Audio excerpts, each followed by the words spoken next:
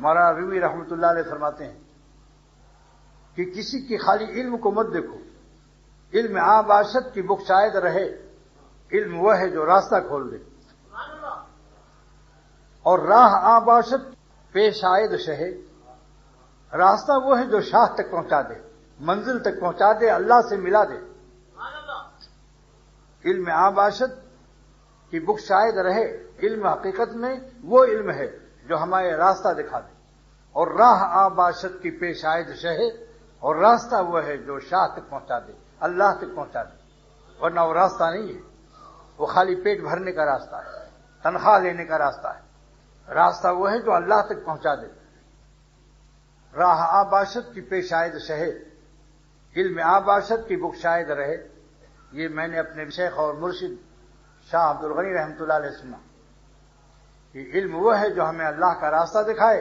اور راستہ وہ ہے جو ہمیں اللہ تک پہنچائے۔ علم وہ ہے جو ہمیں اللہ کا راستہ دکھا دے، اور راستہ وہ ہے جو اللہ تک پہنچا دے۔ اور شاہ آباشت کی از خود شہ شود، شاہ وہ ہے جو اپنی ذات سے بادشاہ ہو، نیز لشکر نیز دولت شہ شود، فوج اور دولت سے جو بادشاہ ہے، کل کو دولت میں کنگالی آ سکتی ہے،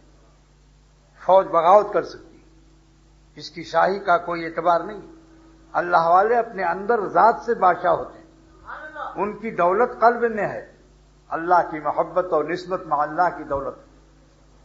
ان کی دولت یہ ہے کہ ایک لمحہ اللہ کو ناراض نہیں کرتے، ان کی دولت یہ ہے کہ ہر وقت جان کو رگڑے اور خطرے میں رکھتے ہیں، ہر وقت غم کا دریا اور خون کا دریا بہاتے رہتے ہیں۔ جلال الدین رومی رحمۃ اللہ علیہ اکابر بزرگان دین فرماتے ہیں کہ اے ترا خارے بپا نہ شکست کہ دانی کی چیز، اے ظالم اور اللہ والوں پر اعتراض کرنے والے، تیرے پیر میں تو اللہ کے راستے میں کبھی ایک کانٹا بھی نہیں چبھا۔ اے ترا خارے بپا نہ شکستہ کہ دانی کی چیز، تیرے پیر میں تو کبھی اللہ کے راستے میں کانٹا بھی نہیں چبھا، تو کیا جانے کہ راستہ کیسے طے ہوتا ہے؟ تو نہیں جان سکتا ان اللہ والوں کو اور شیروں کو، حال شیرانے کی شمشیر بلا برسر خورن، ان شیروں کا حال تجھے کیا معلوم جو بلاؤں کی تلوار ہر وقت کھاتے رہتے ہیں۔ تو نے تو ایک کانٹا بھی کبھی نہیں چبھا اللہ کے راستے۔